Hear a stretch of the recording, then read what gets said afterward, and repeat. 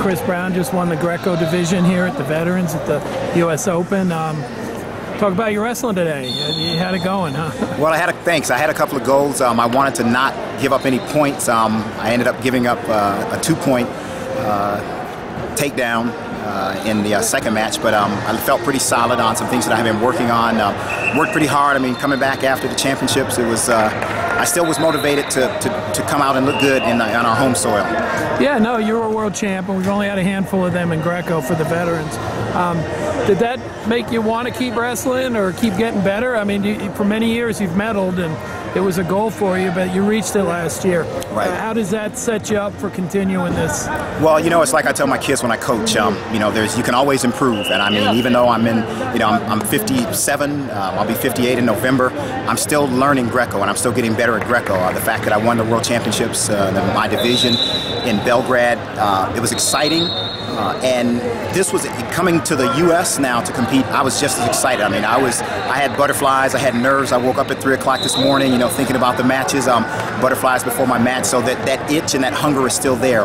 My goal now is that if I've won it once, you know, try to go and match Rulon Gardner and win it twice. And who knows? That's true. If I can. That's not as easy as people think. It's really not. You know, whether it's a veteran level or senior level, we haven't done that in the United States. So I'm pretty proud to have been able to do that and keep representing the U.S. So still motivated. You take a leadership role in Veterans. They call you the team captain. You've served as a team leader. You get results out. You motivate guys to get involved. How important is this as part of what you do as your commitment to wrestling? Because I know you work with young kids too. Well, I think it goes full circle. The fact that most of us that are in the Veterans Division that wrestle are coaching youth programs. We're coaching high school programs. We're coaching state teams.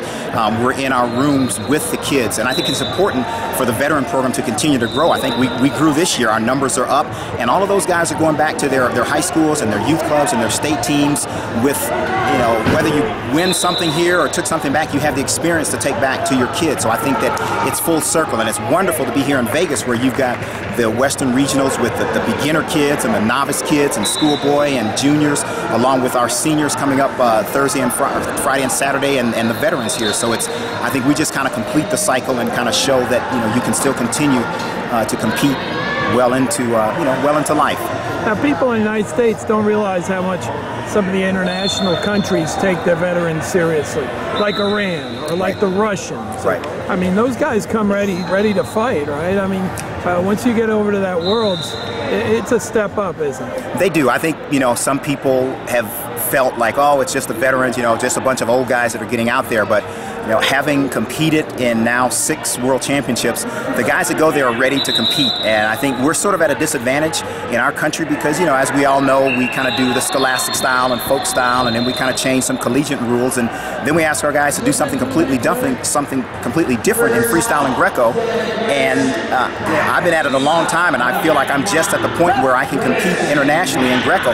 And they take it serious. And the guys that come to the World Championships from the Russian bloc countries and the European bloc countries, they've done it all their life. So it's a very high level of competition. It's not just it's not a cakewalk to medal there. Yeah, you guys don't go on vacation when you go to Greece this year, right? No. Well, that'll be cool. Isn't that where wrestling was? The birthplace of wrestling in Athens, Greece. I'm definitely looking forward to that. I think it'll be a great trip. Now that one, I am going to try to squeeze in a few extra days for some vacation time. But you know, my goal is to go there and battle. My goal is to go and win both freestyle and Greco. Definitely defend Greco.